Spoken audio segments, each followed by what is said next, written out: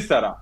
అది న్యాయమే చెప్పండి. ఈ రోజు వచ్చి ఎస్ మేము ఈ రోజు మళ్ళీ చెప్తున్నాం, మా ఎన్డీఏ కూటమి తరపున తెలుగుదేశం, భారతీయ జనతా పార్టీ, జనసేన తరపు చెప్తున్నాము, మీకు చట్టం చుట్టమేమో.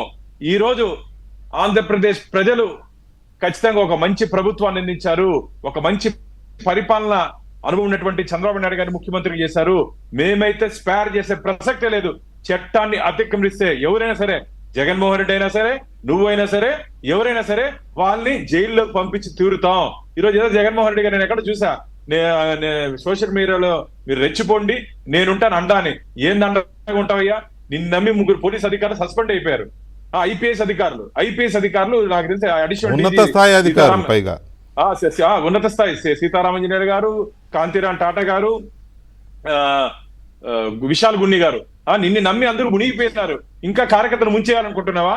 నువ్వు మునిగిపోయింది చాలా జగన్మోహన్ రెడ్డి. ఏం చేయాలనుకుంటున్నావు? వచ్చి అసెంబ్లీలోకి వచ్చి మాట్లాడయ్యా. ఫస్ట్ నువ్వు అసెంబ్లీలోకి వచ్చి నువ్వు మాట్లాడు. నీ అహంకారం ఇంకా తగ్గలేదే. ముఖ్యమంత్రి స్థానం నుంచి ప్రజలు నిన్ను దించేసినా సరే ఇంకా నీ అహంకారం తగ్గలేదు. ఏం చేసుకుంటారో చేసుకోండి, చేసి చూపిస్తాం. ఎక్కడి నుంచి వచ్చావో ఆడికే పంపిస్తాం. జగన్మోహన్ రెడ్డి గారు, ఎక్కడి నుంచి వచ్చావో అక్కడికే పంపిస్తాం. నువ్వు ఇలాంటి పని ప్రజల్ని రెచ్చగొట్టే మాటలు, ప్రజలంటే నీ కార్యకర్తల్ని వీళ్ళందరినీ రెచ్చగొట్టే మాటలు చేస్తే ఖచ్చితంగా నువ్వు ఎక్కడి నుంచి వచ్చావో ఆడికే పంపించేది. మేమైతే స్పేర్ చేసే ప్రసక్తే లేదు. మళ్ళీ చెప్తున్నా, మేము కక్ష సాధింపు ధోరణితో పనిచేసే ప్రభుత్వం మాది కాదు. నీది కక్ష సాధింపు ధోరణితో పనిచేసే ప్రభుత్వం. ఒకసారి రివ్యూ చేయి. 2019 నుంచి ఏం జరిగిందో, విధ్వంసంతో మొదలైనటువంటి నీ పరిపాలన పూర్తిగా 5 సంవత్సరాలు ఎవరిని వదిలినయ్యా? నువ్వు ప్రతిపక్షాలను వదలలేదు, ప్రజలను వదలలేదు, పత్రికలను వదలలేదు. న్యాయమూర్తులు ఏం చేశారయ్యా?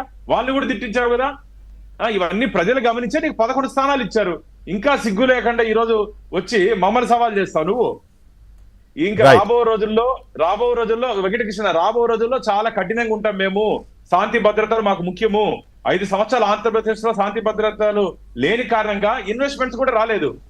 ఈ రోజు మేము అన్ని బ్యాలెన్స్ చేసేదానికి మేము సిద్ధంగా ఉన్నాం.